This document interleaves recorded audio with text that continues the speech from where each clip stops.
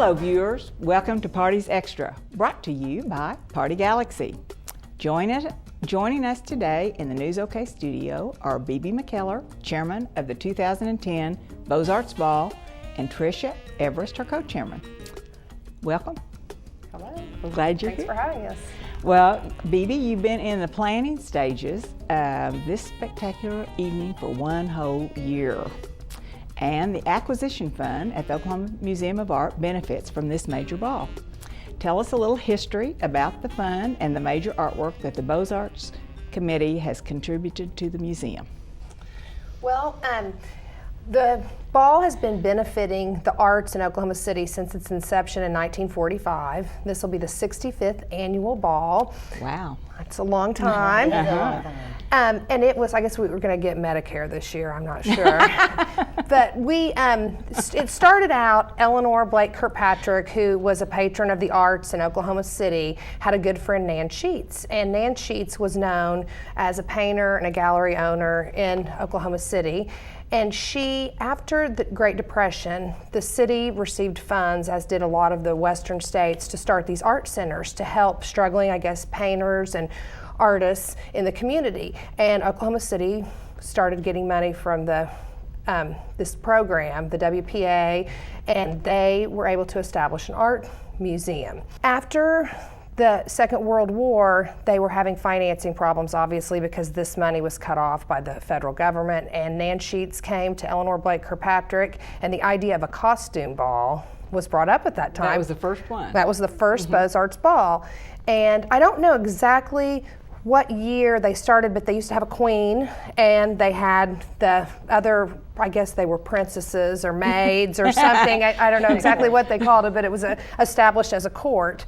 And that's how the Beaux Arts Ball got started. And the acquisition fund has benefited ever since. I think that was started in 1965. It actually became an established acquisition fund. Prior to that, I'm not exactly sure, but I think it kind of went to the greatest need. You know, it was just given, and in 1965, the Beaux Arts collection, or the acquisition fund for the Beaux Arts collection, was started.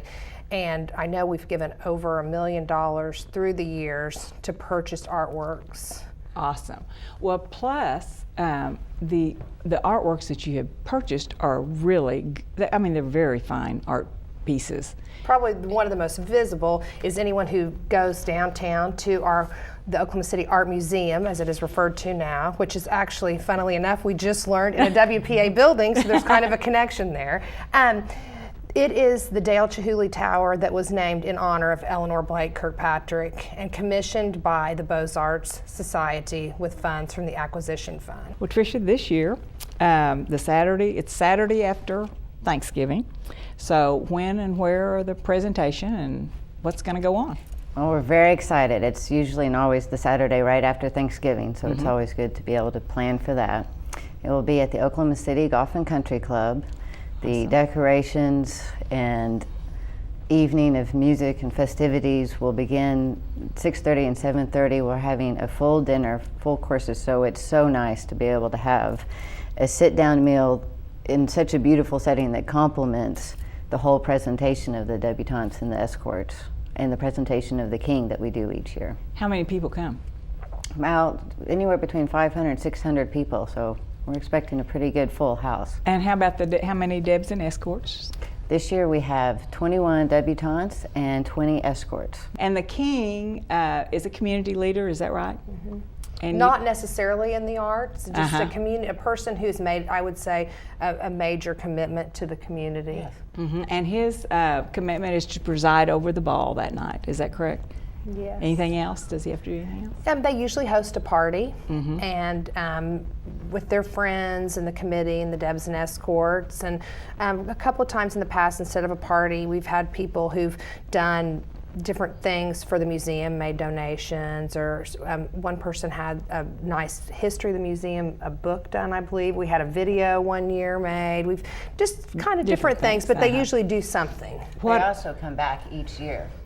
Oh, yeah. We have a presentation of the past kings, which is one of my favorite parts of the evening too, as we watch them being announced and as they promenade in. So. And they have a dinner too, I think. They have a dinner. They have their own dinner, and It's They been wear really their nice nice. medallions, and their wives wear their medallions. And I think it's a fun thing for them to all It get is, together. so What are the They wear beautiful long white gowns, and they wear opera length above the elbow, white kid leather gloves, and they carry bouquets.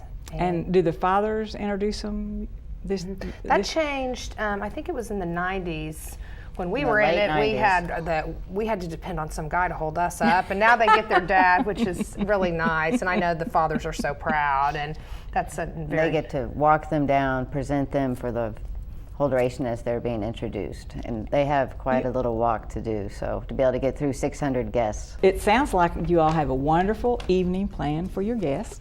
Thank you and your committee for working so hard to keep the 65 years of tradition going in Oklahoma City. We hope the ball is a wonderful success and that you raise lots of money for the Oklahoma City Art Museum. We do too. Thank you all. Thank you, Helen.